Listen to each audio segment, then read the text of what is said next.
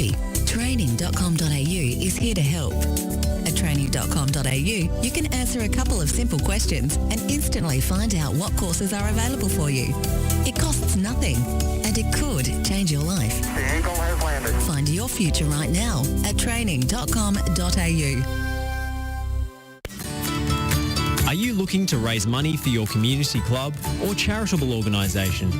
Club Fundraising is an Australian family-run business, and we pride ourselves in creating partnerships with clubs, helping build stronger communities. Our free online platform provides everything you need for a successful campaign. With a step-by-step interface and best-in-class payment options, Club Fundraising makes it easy for clubs and contributors alike. Revolutionise the way you fundraise. Start your free campaign today. Head to clubfundraising.com.au. That's clubfundraising.com.au. Buying your electricity from the big energy companies is now the most expensive way to power your home. In fact, the average electricity bill in Australia has more than doubled in the last 15 years. But not for the ones who went solar. Unlike your electricity bill, the power of solar has actually come down, and there's also government rebates available. So what are you waiting for? Join the 2 million households already saving hundreds of dollars every year. See how much your roof could be making you at solarpowerco.com.au. Go solar and get $500 cash back with the Solar Power Co., Australia's most trusted solar brand. solarpowerco.com.au.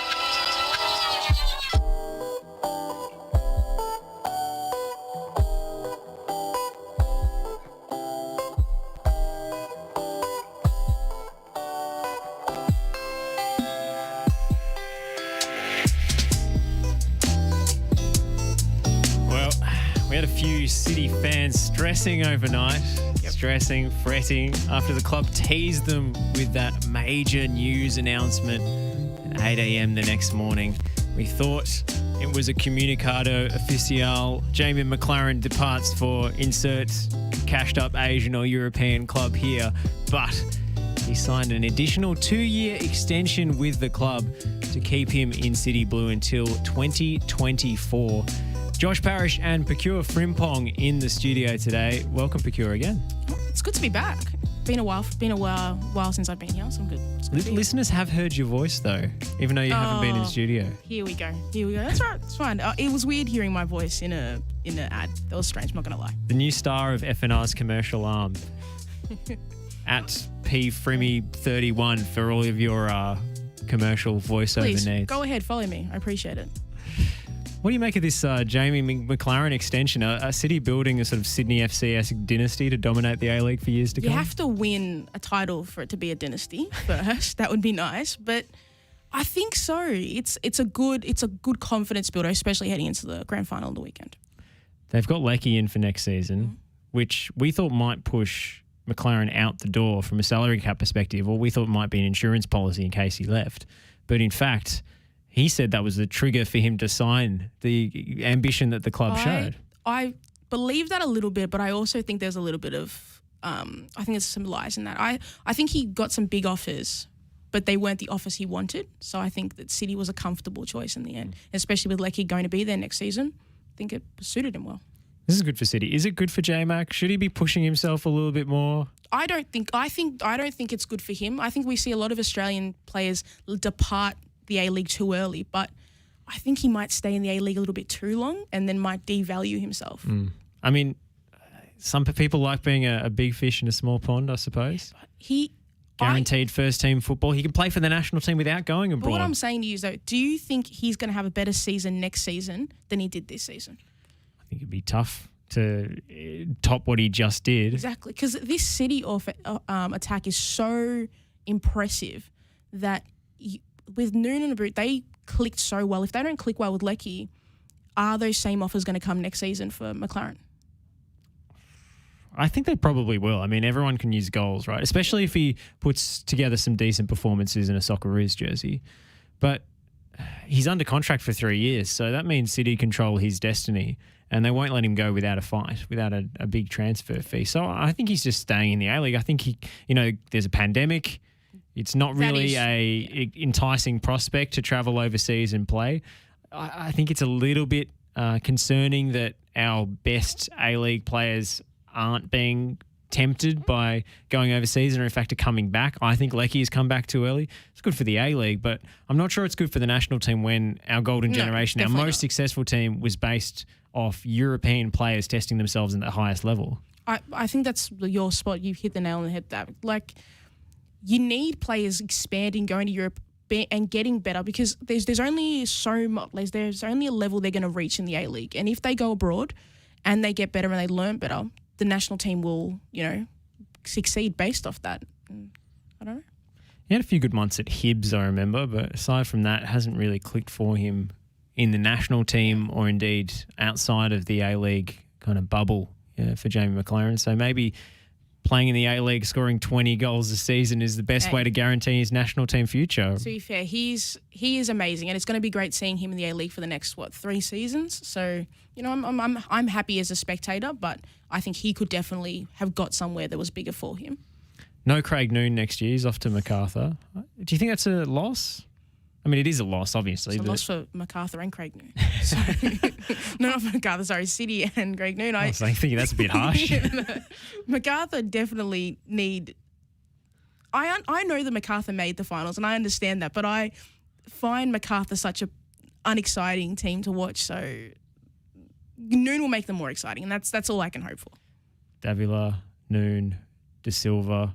They're assembling quite a star cast for next season. They're hoovering up talent. They paid a lot. They paid a lot this season, though. The football was middling. Yeah, well, I guess they're going for proven performers this time around rather than imports where you're not sure. They're trying to get some fans, so some exciting football would be nice to get some more fans, wouldn't it? I think some cheaper tickets might be nice. Ooh, that would be good. They're paying literally nothing to rent Campbelltown Stadium. Surely, their wage bill isn't so high that they have to charge fans through the nose for the privilege of standing in an active area that it's an obscured view anyway. I mean, the relationship with the active support has been kind of hilarious this season for MacArthur. They've firstly had a schism within the group, one side for the club and one side against the club, and then the side that was aligned with the club is now against the club as well. How can you be in your first season and have fans already against you? Like Arsenal built it. Arsenal spent 20 years building that. How in one season do you build fans not liking you? How does that happen? the enmity. Honestly, I just don't understand. It's like a rite of passage in the A-League, though, to have a supporter protest and a few people rip flares. But some people like to wait at least 2 seasons, not one. MacArthur has gone through certain phases of an A-League club quicker than pretty much any other team. MacArthur. They've had the sort of overseas overhyped imports that didn't quite live up to the billing. They've had an ex-Socceroo who's completely washed up and ended his career here. Shout outs to Mark Milligan, but he was pretty washed this year, and I think that's why he's retiring. Yeah. And now they've had the stealing talent from other clubs, which has been the Melbourne Victory approach. Most of Victory's best years have come from stealing players off Brisbane Roar. So MacArthur remind me of like an old man, just a bit slow, just a bit drab. They have some good moments where you have some good funny, little quibs, and then they get in these. MacArthur just so nothing to me when I watch them in the A-League, and I'm like, can't you do something more that's worthwhile turning the TV on to watch? Yeah, it's not gone quite to plan, but I think they're trying to make moves in that direction. The problem is, we talked about early in the season, they're so overcoached. But why are we talking about MacArthur? It's grand final week. Exactly. We want to talk about teams that are in the finals. And we also want to talk about the Dolan Warren Awards night, which is coming up. Mm-hmm. Now, there's a bit of a miscommunication, we thought, on the A-League socials, putting up this graphic saying, these are your nominees for the Johnny Warren medal.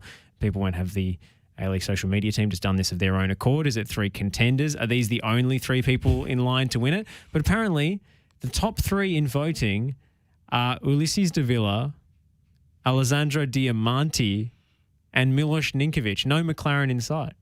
Can you explain again who does this voting process? Because I need to know who I need to know who to blame for this. Because it doesn't make any sense. Well, at least a quarter of the blame can go to the match officials, which is the same way they do the Brownlow. It's pretty standard, 3-2-1s. I think it exposes a flaw in the 3-2-1 voting system because it's on a game-by-game basis, a player of the match performance.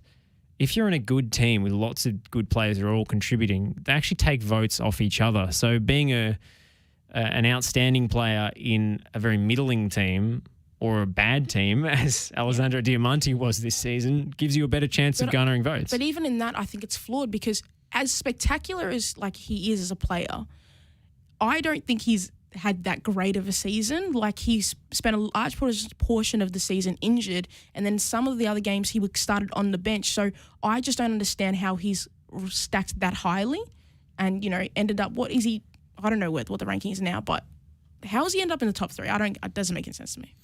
So this is the voting panel. There's 4 people on the body that's appointed by Football Australia. 1 technical football expert from a sub-panel of technical football experts appointed by Football Australia. So I guess they have a rotating cast of people who vote on different matches. 1 football media representative on a rotating basis. 1 former professional player and the match officials for each game. So it's a decent what I would range. I guess the technical expert's probably like a coach or technical director or something like that. I'd like it to be like the NBA voting and we get to see what everybody voted for, because that would be really nice and add a bit of flair. I love a bit of drama. It'd be nice. Do you think it should be end of the season, someone picks it as opposed to a match by match? Yeah. 3, 2, 1. Because I think you've got to look at the whole body of work. Like, I agree with you, the 3, 2, 1, there's a lot of flaws with it, but if you have a look at somebody's body of work and their impact, and how far they've progressed throughout the season, I think that's a more justified than the 3-2-1 system. I think Davila is a fair nominee. Yeah. He's probably first or second with Maclaren 100%. this season. But Maclaren's also had a lot of help, in fairness, at City. Nabut's been great when he's been on the pitch. Kolikovsky, Tilio, Noon. But then one of those, at least one City player should have made this final 3. Like, it doesn't, I get that he's had a lot of help, but he's also put the ball in the back of the net, and somebody has 25 times. Exactly. And he's done it at an incredible rate, and not just like logging a lot of goals in one game. He's spread them out fairly evenly. So how he hasn't ended up in the final 3 is something that the A-League needs to question their voting system. Keep your comments coming through on the Twitch. Sardine, our resident MacArthur fan, pointing out that it's technically true they pay nothing for the stadium rent, but they pay a huge amount for security, catering, etc. Well, everybody pays that. If you've got to have fans to need security, so it doesn't really make sense to me, does it, Sardine? Like, come on. Maybe they wouldn't need as much security if the fans were getting on better with the club in the active area. Maybe. And he says, season 1, we recruited players to play a style. Season 2, we're recruiting players who can play the style in a certain way to plug the holes where the style failed. So this seems like a long way to make excuses for the coach to me. Exactly. It seems like a lot of spending and not a lot of success.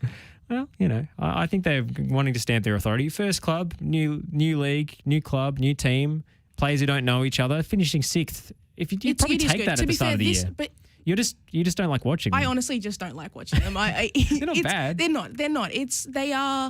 They are an okay football team, better than a lot of football teams, but doesn't mean I want. It's like I don't want to watch Jose Mourinho's teams all the time unless they're in the finals. I don't choose to turn my TV on to watch that. It's fair. Yeah.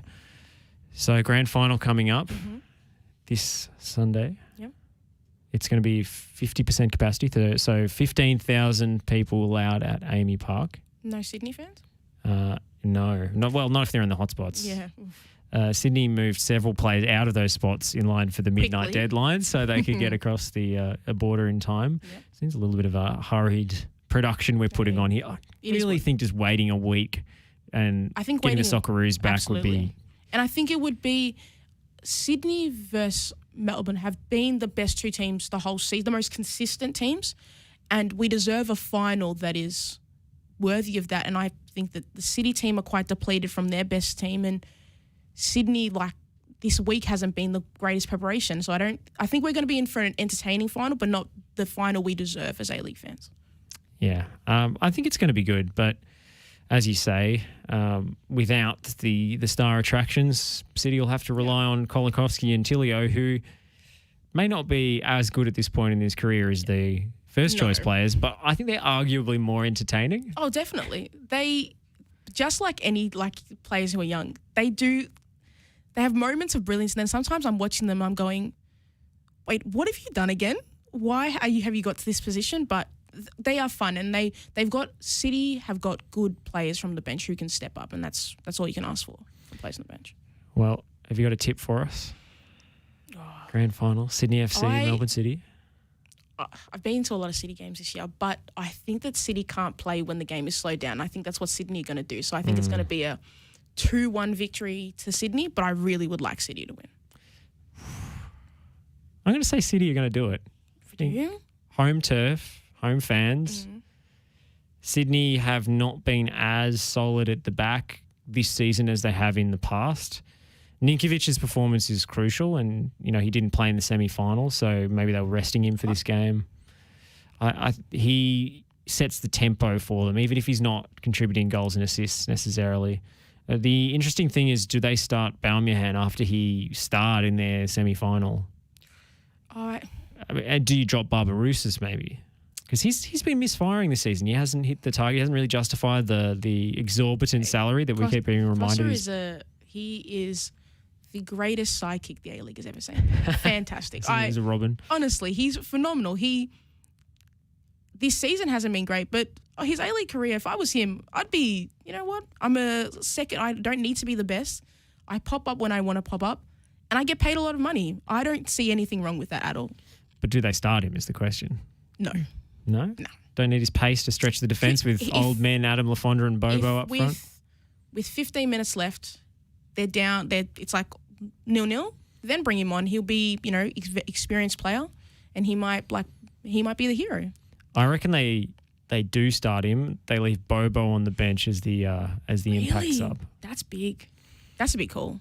Yeah, but he's not getting any younger. He played 90 minutes or thereabouts in the semi-final, I believe. So I think it might be better to. Cost's got to stay on the bench. Yeah? He can sit down. Interesting. They can chat about it on their bus trip, on their plane trip down. Tanasi says, Kohler and Tilio have injected City with the identity they've been craving since day one. But actually, speaking of the final, I actually don't think it's going to be more. I think it's going to be down to Norbury, because Norbury can tactically come up with a plan that can break down the Sydney team, because they've struggled to do that. They drew the second time they versed this season, or look, I can't remember, to be honest. But yeah, I think if Norbury can come up with a plan that is sound and can give them the tools to win, I think then City win. But if not, then they're done. The main game I remember between these two was the home match where Sydney were trailing 3-0. City blitzed them, and then Ninkovic came on and it was 3-2. Yeah. So that's why I say his performance is pretty crucial in this fixture. I just think that their second matchup was more realistic of what both teams were. But to be fair, there's no Maclaren and there's no, the front three that everybody's feared this season. So, you never know. You're right. That was a 1-1 draw away from home. So a win and a draw. That's a pretty good record against Sydney. Yeah. Then again, no Maclaren. Exactly. Looking like no Naboot either. And no Metcalf. Yeah. It's going to... If City win, I think it will show a lot of character and a lot of growth. And they've put in a lot of work this season. I think they have clearly been the best team all season. That's why I'm backing the young boys in. Tilio, man. He's A-League's newest star. He's a star, definitely. But Sydney have got this sorted, I think. World Cup bolter. All right. Bit early for that, maybe. Maybe all right. A little bit. Before we go to a break and we talk about something other than Australian football, don't suppose our Oakley media manager over here got caught last night's game, did you? Oh, of course I did. Come on, the Cannons. We're the best. We're winning. Yeah, congratulations on beating a Preston team who made 7 changes to their first team. Hey, a win is a win. That's all I see. I only see that 1-0 victory. I see success, okay? Come on. Easy win for us. Chris Davies is their top scorer. He's a striker. He played centre back. Hey. He was playing central defence. Hey, we all had to face the same issues. We had injuries also. And Joe Guest watching on from his South Bank apartment, trying to get a clear view of the pitch from tactical genius. He was telling us where players were to go. That's why we won. For the uninitiated, Joe Guest, Oakley's star player, reigning FV gold medalist from back in 2019. He was fortunately caught up in one of the hot spots. Had to quarantine for 14 days and missed the game, but it wasn't too far away from the ground. So I do wonder whether he had binoculars and he's just binoculars from afar. Looking, I mean, the game was streamed, so it would be a little inconvenient if he was trying to do it the old-fashioned way. But, exactly.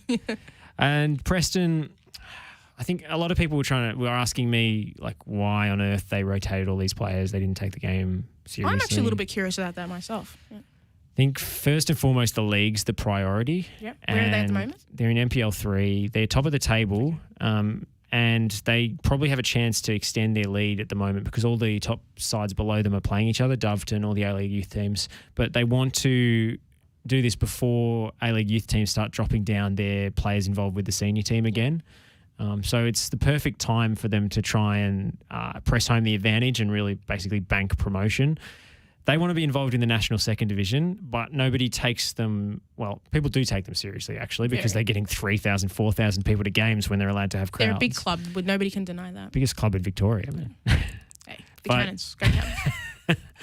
But they lose a little bit of credibility if they're playing in the third tier of Victorian football. So the league campaign is the priority. They want to get promoted this season, potentially get promoted again next season, which is going to be a bigger jump from MPL 2. I believe you said something last night about, Preston, the board and stuff. They don't want to be seeing them versus Oakley in the FA Cup. They want to see them playing them in the MPL. I caught that last night, Josh. Good commentary last night. Thank you very much. And big shout outs to Teo Pelletieri as well. Excellent as usual. His golden vocal cords.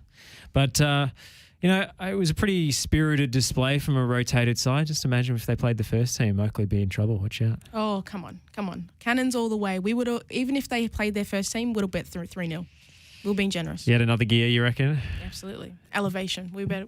Never a penalty, by the way. Oh, come on. Never a penalty. 100% a penalty, guys. We'll go to a break. Euros chat on the other side. It's Twilight Football here on FNR. Buying your electricity from the big energy companies is now the most expensive way to power your home. In fact, the average electricity bill in Australia has more than doubled in the last 15 years. But not for the ones who went solar. Unlike your electricity bill, the power of solar has actually come down, and there's also government rebates available. So what are you waiting for? Join the 2 million households already saving hundreds of dollars every year. See how much your roof could be making you at solarpowerco.com.au. Go solar and get $500 cash back with the Solar Power Co., Australia's most trusted solar brand. solarpowerco.com.au. We are more than engineers. We are more than project managers. We are more than surveyors. We are more than infrastructure specialists. We are more than planners.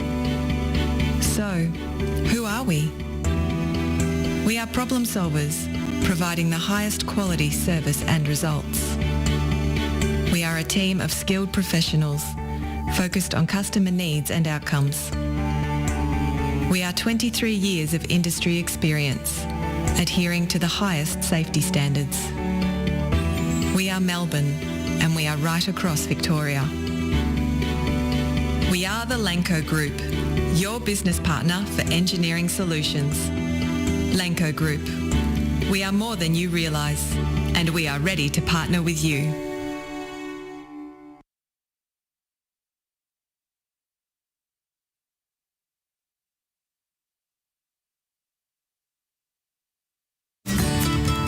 Are you looking to raise money for your community club or charitable organisation? Club Fundraising is an Australian family-run business, and we pride ourselves in creating partnerships with clubs, helping build stronger communities. Our free online platform provides everything you need for a successful campaign. With a step-by-step interface and best-in-class payment options, Club Fundraising makes it easy for clubs and contributors alike. Revolutionise the way you fundraise. Start your free campaign today. Head to clubfundraising.com.au. That's clubfundraising.com.au. Are you looking to change your destiny in life? Be your own boss? Start your own business? If you are, you need people who understand your needs and are committed to helping you make it happen. At DKP & Co Chartered Accountants, we are more than just accountants. We are business advisors, taxation consultants, and strategists that specialise in setting up businesses. We understand the client and give them the very best customised advice and strategies to achieve their goals. Visit our website, dkpco.com.au, or give us a call today on 03 9023 9370. fast, proactive, personal. That's DKP & Co Chartered Accountants. With the right qualification, there's no telling where your career could take you. It's one small step for man, one giant leap for mankind. The moon might be a bit of a stretch, but whether you are looking to progress your existing career, start a new one, rejoin the workforce, or get better at a hobby, training.com.au is here to help. At training.com.au, you can answer a couple of simple questions and instantly find out what courses are available for you. It costs nothing, and it could change your life. The Eagle has landed. Find your future right now at training.com.au.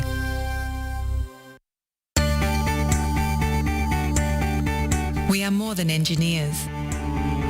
We are more than project managers. We are more than surveyors.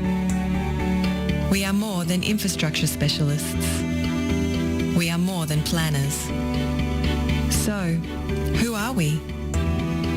We are problem solvers, providing the highest quality service and results. We are a team of skilled professionals, focused on customer needs and outcomes. We are 23 years of industry experience, adhering to the highest safety standards. We are Melbourne, and we are right across Victoria. We are the Lanco Group, your business partner for engineering solutions. Lanco Group. We are more than you realise, and we are ready to partner with you.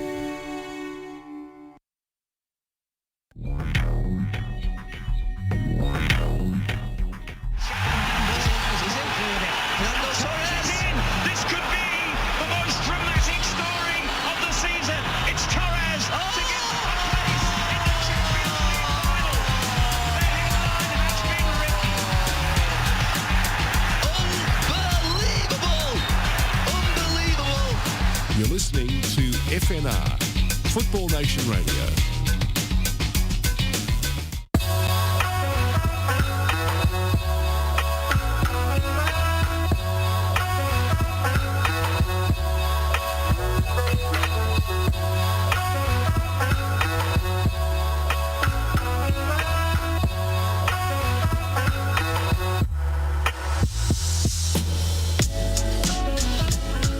Twilight Football here on FNR Football Nation Radio. Josh Parrish and Procure Frimpong on the airwaves. And we're going to talk about the Euros in a little bit.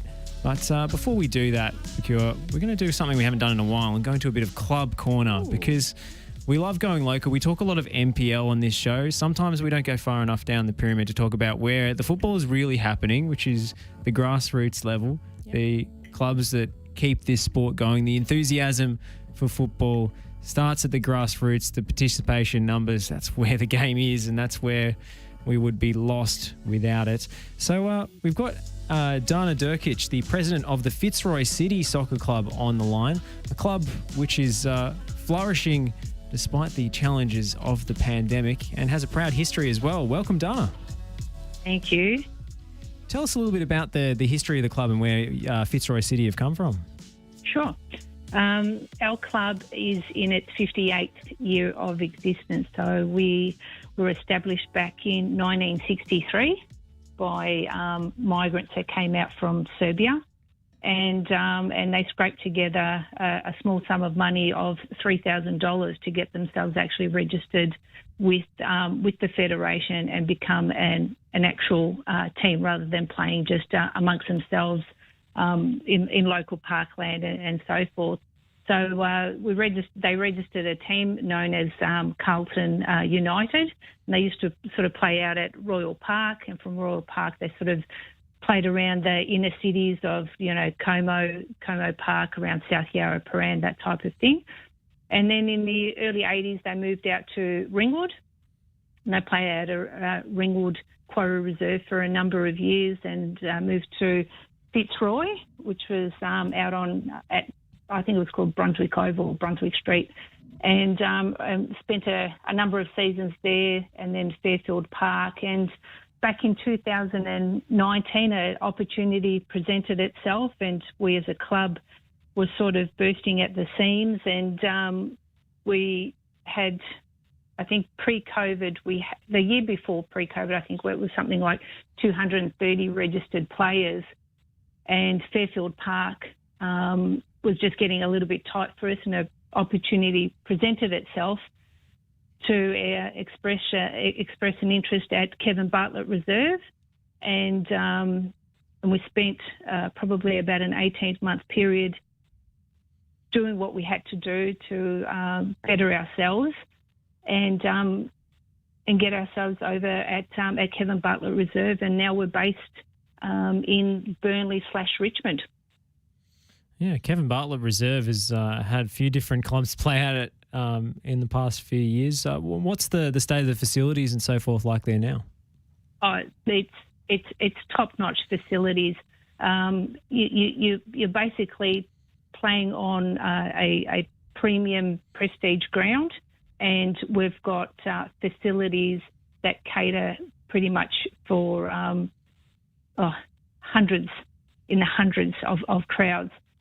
We've got, and for those who come hungry and thirsty, we've got a kitchen that offers the best chavapi rolls that money can buy in Melbourne, and we've got an open bar as well. So we offer that for our supporters and spectators. But our facilities are next to none. We also have what we call our little VIP section, and so we've got you can go upstairs and you have an aerial view of the ground. So the facilities are next to none. So the senior men's team is playing in State League 1 Northwest, is that correct? Correct. We were in 2019. We were promoted from State 2. Right. And 2020 we were supposed to play in State 1, but that never happened. And but yeah, 2021 here we are playing in a division that's definitely a tough one. Well, I can attest to that. I through covering the Preston Lions in 2019, I went to watch a number of games in that very division, and there are a few more competitive, more physical, more high-stakes kind of leagues than State League 1 Northwest, where everybody is scrapping and clawing to try and get promoted into the NPL structure. It's no holds barred kind of football. That's definitely right, and not being promoted in 2019 and not having any game time in 2020 really proved it quite difficult to go into 2021 in that senior level. It's only one league up, but it feels like it was just a different ball game altogether. Just the quality of the game that's out there. So yeah, we definitely went through a few turbulent weeks of just trying to get ourselves right, and but I think we're in that stage where we'll settle down and getting some points on the scoreboard. So it's looking good for us. As a club president during COVID last year, what did you have to do to make sure to keep the club running still and keeping all the fans of the club, still active with it? Yeah, great question.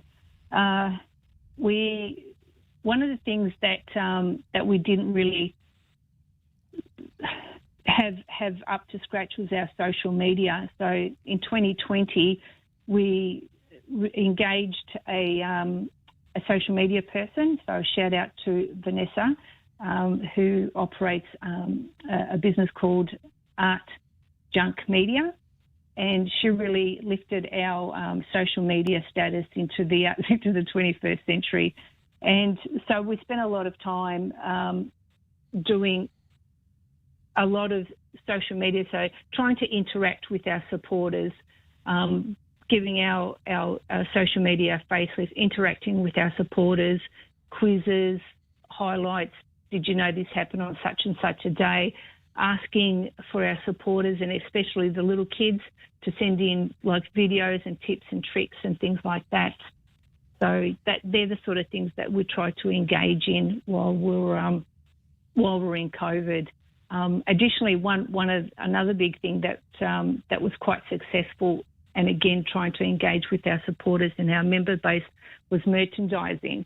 So that was a very big hit with our merchandising in 2020. It was one way of keeping engaged with our supporters and our members. Now, Dana, one of the things we were really privileged to do over the past year or so was our work with Western United, and we managed to go over and film an interview with the great Kane Shepherd at Caroline Springs George Cross in the club rooms there where they train, and he's actually got a foundation which I understand Fitzroy City is involved with. Yeah, definitely. So Kane reached out to us late last year and said, I run a foundation, KS Foundation. It's for autistic kids. And he introduced an inaugural program, which will prove to be the first club. And so it was kids with autism and allowing them to play soccer in a safe environment that they were comfortable with.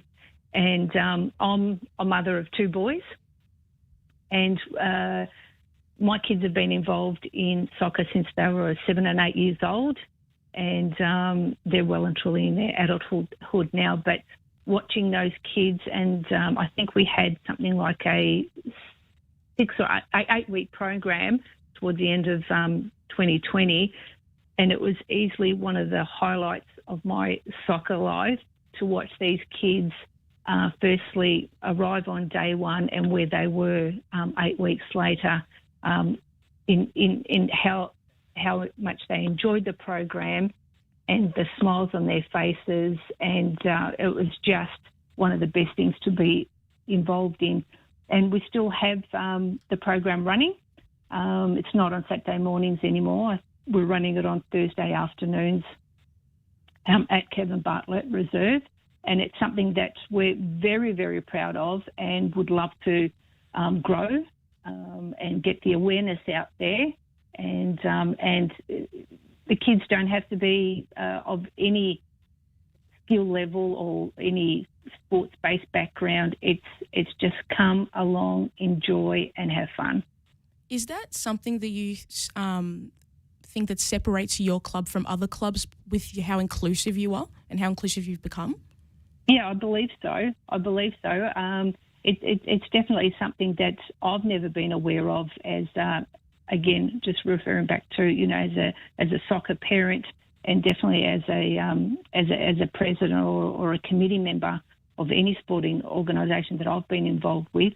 So this is something that we have to be aware of, because it is out there, and we have to open our arms and embrace everybody who wants to participate in sports. We're speaking to Dana Durkic, the president of the Fitzroy City Soccer Club here on FNR. Dana, that's just fantastic. It's great to see the club being so proactive and so inclusive in that space. But the senior men's team taking on Caroline Springs George Cross at home this Saturday, that's a pretty tough game against a very big and very ambitious opponent. It is a very, very tough game, but we lost to them 3-1 in the first round, so we played that away, obviously, and now we're welcoming them to our ground, so it's going to be on our turf under our conditions, and I believe the boys will give it their all, and it definitely won't be a easy game for Caroline Springs, that's for sure. Well, have you had any communication as to whether you'll be allowed fans? We're all eagerly anticipating that announcement. 100%. We're definitely allowed fans. Crowds are allowed. So I am inviting everybody and anybody who's interested in the game of football to come down to Kevin Bartlett Reserve. We have our reserves kick off at 5 p.m. This Saturday, and our seniors kick off at 7 p.m. So all of our supporter base is most welcome, our members, and our sponsors as well. So definitely come on down. Well, Donna, I think I can already smell the wafts of Chavapi smoke from over here. So we wish you the best of luck. Make sure all your supporters get down in numbers, and taking on former National League giants in George Cross. It's going to be a fantastic game, and stay in touch. Thank you, I will. Thank you for the opportunity, and thank you to David Krunic for reaching out and inviting us to come on board and have a chat and promote our club. Our pleasure, Dana. Take care. Thank you, Josh. That was Dana Durkic, the president of the Fitzroy City Soccer Club here on FNR. Good to reach out to Clubland, see where the temperature's at. It's interesting to hear about the lockdown and how it actually forced some clubs like Fitzroy City to innovate in the social media space. Hey, as a media manager of a football club, social media is very important, and us social media people, we care and we want our clubs to do well. So that's a bit of vindication for exactly for your lot on the Twitter sphere, and pat myself on the back. Absolutely. We'll take a quick break. On the other side, Euros chat. Croatia turning on the afterburners against Scotland, and England just squeaking by. Perhaps Let's thanks just stay to positive and keep your talking boy about Croatia. Bukayo Saka. That's coming up after a quick break. Are you looking to change your destiny in life? Be your own boss? Start your own business? If you are, you need people who understand your needs and are committed to helping you make it happen. At DKP & Co Chartered Accountants, we are more than just accountants. We are business advisors, taxation consultants, and strategists that specialise in setting up businesses. We understand the client and give them the very best customised advice and strategies to achieve their goals. Visit our website, dkpco.com.au, or give us a call today on 03 9023 9370. Fast, proactive, personal. That's DKP & Co Chartered Accountants. Buying your electricity from the big energy companies is now the most expensive way to power your home. In fact, the average electricity bill in Australia has more than doubled in the last 15 years. But not for the ones who went solar. Unlike your electricity bill, the power of solar has actually come down, and there's also government rebates available. So what are you waiting for? Join the 2 million households already saving hundreds of dollars every year. See how much your roof could be making you at solarpowerco.com.au. Go solar and get $500 cash back with the Solar Power Co, Australia's most trusted solar brand. solarpowerco.com.au.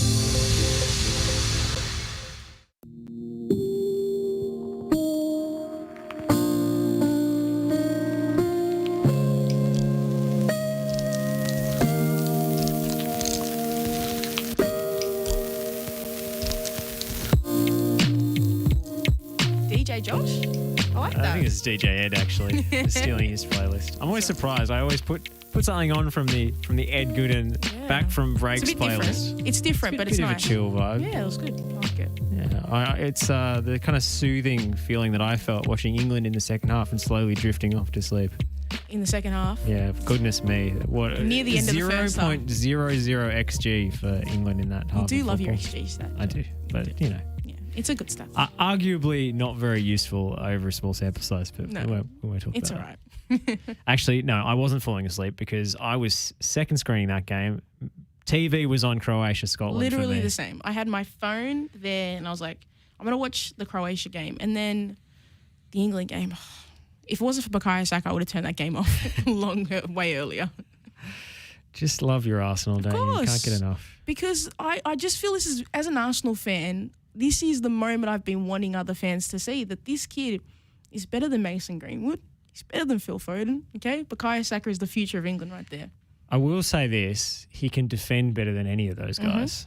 He can play, he's so versatile. He's played left back. Exactly, and he's one man of the match playing left back for England. And I think it's such an underrated quality that he will go into any position and be willing to play them and play them well is a good thing. You know what's benefit of having him in the team is he makes up for the fact that Jack Grealish doesn't want to do any defending. Hey, if Jack Grealish, they're going to be an Arsenal duo, okay? Next season, this season, we don't know, but it will happen, okay? I think he's going to City, mate. I don't know.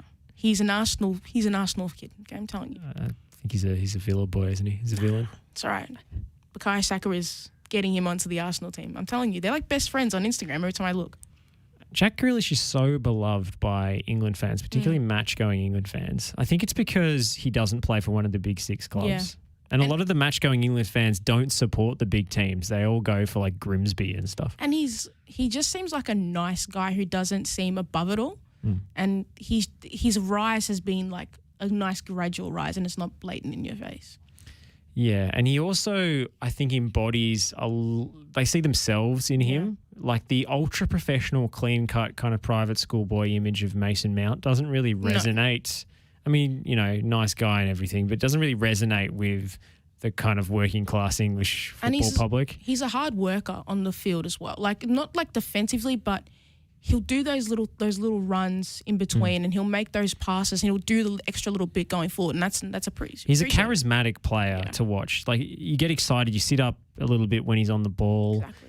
He's always dangerous. He takes a lot of touches. He takes a lot of time on the ball, but he's pretty effective. And I think it's taken Gareth Southgate a long time to actually trust him in an England jersey. It's taken Gareth Southgate a long time to do a lot of things. It's Gareth Southgate. What can you say? Honestly, I like this lineup for England. I mean, it really tapered off in the second half when they brought Jordan Henderson on. But the problem with it is that he should have figured out his best lineup before he came to this tournament, and that it's that he still doesn't know what his best lineup is. And do you know what the problem is? That Raheem Sterling has scored their only 2 goals of the tournament. I understand that, but I can't justify Raheem Sterling starting in their 11 over Jadon Sancho. I just can't. He's not on paper, no. No, because he's good, and I just don't think they've got the right combination going forward, and they have so much attacking threat that it doesn't make sense. You can't really drop Sterling now, though. He's the only one who scored goals. And that's the problem. It's like Gareth Southgate may have not had the England job had he not made, a semi-final of a World Cup. But he still has it now, and that's the same situation they are in with Raheem Sterling. So, I think we're past the point where Jadon Sancho is going to have any significant involvement in this tournament. So that I can stop banging that drum because there's no point. I mean, viewers of the Bundesliga are pretty puzzled by the fact that he's been totally frozen out, even though he's one of the most successful chance creators in European football, and this is a team that can't really score too many goals. Even as an Arsenal fan, I love Bukayo Saka. I was speaking to my friend yesterday, and I was saying I'm okay with him not playing in this tournament because I understand it, but it baffles me how he made it into the starting 11 ahead of Jadon Sancho. I need to understand the dynamic between him and Gareth Southgate because I think there's more to it than just like. I think it's just because he doesn't play in England, really, is what it looks like.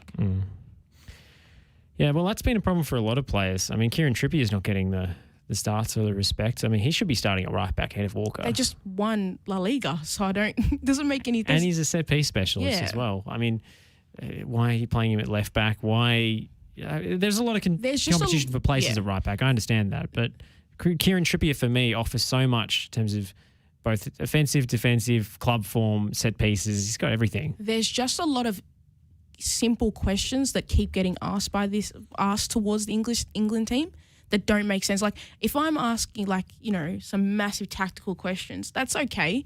But, these little things of, everybody can see, and Gareth Southgate seems to be missing them because this team is not playing football that's going to win them this tournament. I don't even see them making the quarters, if I'm complete. I don't even know if they will make it past the round, the next round, to be honest. You know what I think is the best piece of a very simplistic but very effective analysis that I've seen is Wayne Rooney's The Telegraph that he writes. He does a column.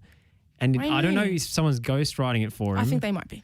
But he's really perceptive. And you know what he said about Jack Grealish? He said that these players in the top 6 clubs, particularly like Manchester City and lesser extent United, but Chelsea under Tuchel, they're very automated in what they do. Oh, I'm 100%. They've got really specific game plans that are drilled and drilled and drilled, and there are lots of players around the ball to combine with. In England jersey and in international football, it's much harder to prepare a team to play in that coordinated way. So a lot of the time it just boils down to 11v11, one-on-one matchups. Can you beat a player? And that's why Phil Foden is so good for Manchester City, but kind of meh for England. Yeah. No, I actually 100% agree with that analysis because the way these, Man City are fun, but after a while when you watch them, it's just a bit very repetitive. And this England team, it's like they want to have this structure, and these players are so stuck on this, the structure that they have got in their heads They just can't be creative. And that's why I think Bukayo Saka works really well, because he can adapt to any, like an Arsenal are rubbish, so he's got to adapt all the time anyway. So he's used to it. He's a very smart player with his movement. I mean, Sterling is too, to be fair. He makes a lot of good runs in behind. He complements Harry Kane reasonably well. That's why he scored a couple of goals, is he gets on the end of things. Yeah. You know, he's not doing as much on the ball as, say, a Grealish. But that's why I think Grealish fits really well, is because he can sort of improvise and freelance. He doesn't need specific tactical instructions to go out and do his thing. He's going to beat a player and create a chance regardless of what the manager tells him to do. And that probably makes it a less comfortable arrangement for someone like Southgate, who's a little bit of a control freak. But he doesn't have the time to prepare a team where being a control freak will actually be beneficial. I think he's better off giving a couple of players license to be creative and, you know, just keeping the solid structure. Because honestly, I've been critical of the two holding midfielders. It is stolid, it is boring, but recently the evidence suggests that you do not win tournaments by playing attractive football. You win it by being solid defensively, and they haven't conceded a goal yet. So if Southgate gets bullied out of playing the two holding midfielders right when they start playing good teams where they actually need it, I think that could actually spell disaster for England. But I like that they haven't conceded any goals, and that's nice. But my actual question to you is, their biggest problem to me is Harry Kane still playing a full 90 minutes. Yeah. Because he's not even daring to try something different. For the the Czech game this morning, they knew they were through. So in the last, 15 minutes of that game, you can try something different and take Kane off and bring on another, attacking player and see what you can do. Because if, let's say, Kane gets injured and you haven't played with any of these players going like in a big match, you're essentially you're done for. Southgate's going to go down with the good ship Kane. He's not jumping off that boat at this point. Harry Kane is a tremendous striker. Everything he says in the media is always about Harry Kane this, Harry Kane that. He's our most important player. He's our captain. But he's not their most important player. Like, he's their most important player in theory if he's scoring goals, but he's not scoring goals. He's even when he's dropping back, he's not even doing anything to help them go forward. He's just kind of dropping back to get the ball into a 1-2 pass that's not really progressing the play at all. So it doesn't make sense to me as Harry Kane ship at all. Well, we'll see what happens in their round of 16 game, which could be against France or a Portugal. Do you see them beating any of those teams? Because I don't. No, unless Hungary pulls off an upset and manages to sneak into that third place. They shouldn't have won this game, England. They should have tried to engineer it slightly differently. But they shot themselves in the foot by not playing well in the Scotland game, because had they, if they lost to Croatia? No, they went Croatia. They would have controlled their destiny a little bit. Yeah, and it's just they've put themselves in a really bad situation. I guess you can only top the group and see what happens, but it's a tough group you're going to be facing. It is. I guess if you want to go all the way, you've got to beat the best teams. So England might benefit from facing somebody of note before the semi-finals this time around. You have to win to make the semi-finals, Josh. Speaking of their semi-final opponents in 2018, Croatia, back with a bang. Tell you how simple this football thing is. Play Nikola Vlasic and suddenly your team looks capable and functional. It's also helps if you've got a tremendous midfielder by the name of Luka Modric. He's different. He's good. He's one of the best midfielders in the world. So the Trivela, I think it's not the Rabona, it's the Trivela off the outside of the boot. All I saw was magic. It was. I was up off my couch like before he even hit it. You could see it coming a mile away. He loves that. You know who told him not to use the outside of his foot? Ooh, I'm curious. Rafa Benitez, when he was Real Madrid manager briefly. Well, briefly is the key word. And that one bit of advice damaged his reputation so much in the playing group because they all went, that doesn't make any sense. This guy looks like a waiter. He has never played at a professional level. Maybe he's a good manager, but he's not going to tell Luka Modric not to use the outside of his boot. Key thing, when you go to Real Madrid, you don't tell the players what to do. They tell you what to do. That's how you keep your job. Exactly. You just got to be like Carlo Ancelotti, smile, raise an eyebrow, and keep Florentino happy. Exactly. But Croatia, I just think they've got a Raymond Domenech reincarnation in the dugout, in the sense that a total incompetent is in charge, but they've got such great players on the field and such a generational player, a leader, like Zidane was in 06. in Luka Modric that can lift them when they have the right selection out there.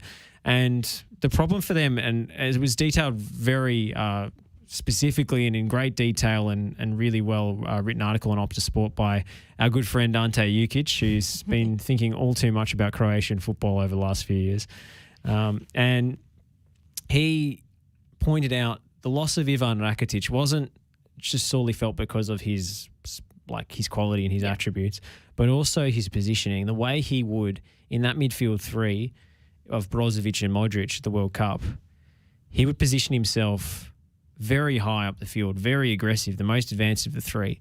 And if you can get in behind the midfield line of the opposition off the ball and they can punch a pass through to you, and Brozovic and Modric are very capable of doing that to break the lines, not only does that advance you up the field, it creates this gravitational pull where the midfield of the opposition and the defence collapses in on itself and attracts so many players towards the ball, and that opens up creative opportunities. That's what they were lacking with Kovacic, who's such a great dribbler, but does not move off the ball, does not break the lines with his off-the-ball positioning. It's like Kovacic wants to swap positions with Modric and wants to make Modric play so far up, but Modric plays a little bit better when he's a little bit deeper because he has control and freedom. And Kovacic is a great player, but not for what this team needs to be great. He can complement them, but he needs a reference point up front. He's better sort of as a left-sided shuttling midfielder who can dribble out of danger. That's his best attribute, is dribbling, not passing, and certainly not moving. Dribble for a little ball. bit, pass a simple pass. Yeah, a simple square ball. Like speed a player, open up that bit of space and then square it off quite quickly. That's what you want Mateo Kovacic to do in your team. That's the only way he's like super effective and not trying passes Having that are him trying to break useful. Down a team is not going to win you. Problem is, he's always moving towards the ball. He always wants it to his feet, and then he wants to turn, and then he wants to take a player on. And that's... Did you just do the cheat code for him just then? It suffocates the possession play if you've got your midfield moving deeper towards the ball all the time. Because Modric wants to do that as well because he wants to dictate with his passing. But you can't have three players trying to do that. And that's where Nikola Vlasic came in this morning. He was playing nominally on the right-hand side of a front three. I know this is getting deep dives on tactics that not everybody enjoys, but bear with me. He was playing nominally in a 4-3-3 on the right, not in his usual number 10 role. But if you look at his heat map, he was actually further forward than the striker and right up centrally with him. Oh, wow. Okay. So he was basically playing as a striker. And he was making all of these infield runs to overload the opposition, because if he runs infield, it's a bit like the Ninkovic problem when you play Sydney. Does the fullback follow them and then leave a massive gap on the side of the defence, or do they let them go and let the guy be free and hope the midfield copes with the overload? And that's what Vlasic did so well. And he's just got this prodigious ability to find a gap, show for the ball, and then receive it on the half turn and just go. And it's amazing to watch. He scored a great goal as well. I think that guy, if he keeps starting for Croatia, can lift them much further in this tournament than it originally looked like they were going, and get the big money move that he deserves. Where do you see them going, Croatia, for this tournament? It all depends on the coach, the selections. If they play this team again and, they're not too physically jaded, I could see them making a run, honestly, like to the semi-finals or beyond. So they finished, second in the group? They did finish second. Who are they facing now? I've forgotten this one. So there's too many permutations at this point. I forget that. Yep, okay. The third place teams are too complicated. Yeah. And I don't have the tournament structure memorized. So, look, it doesn't really matter who they play. They can hang with some of the best teams. It just means that the coach has to select players on ability and on just let Luka composition. We'll let Luka coach. Yeah. But the coach has to select players based on how they complement each other and not based on seniority and reputation. That right there is England's problem. Yeah. It's a problem for a lot of national teams. Yeah, but for England. And it's been Croatia's problem for 20 years. Yeah. I think they've reached a nice sweet spot, and they might... I'm with you. I think they have a little bit of a run. It's going to happen. Vlasic to Milan is my early shout. Everybody's going to Milan. What is this? Nick is going to be very happy. Or their Champions League run as the replacement for Çalhanoğlu, who's gone across town. Ooh. He's signed for Inter. So okay, well, it's all about AC. Or maybe back to Everton to prove his old boss wrong. No, nobody's going to Everton. Let it go, Josh. No one's going there. Actually, maybe Barcelona. Koeman always rated him at Everton. He played him, and then it was when Koeman moved on that Vlasic got frozen out and went to Russia. So we'll see. We shall see. Anyway, what are the games coming up tonight? Before we go, it's going to be Sweden-Poland at 2 a.m., which is a high-stakes game. I don't know if it's going to be that entertaining because Sweden are damn boring, and they also only need a draw. That's going to be 11. Where's Poland's at the bottom? Poland's bottom of the group. Yep. They need to win. That has a draw written all over it for me. So we got who else in the group? We got Spain. Spain and Slovakia are playing as well. Slovakia's second at the moment in that group. Slovakia are second on 3 points. So Spain needs to win this game. Oh, they definitely do. Who was Spain versus tomorrow? Slovakia. Sorry, my brain just short-circuited.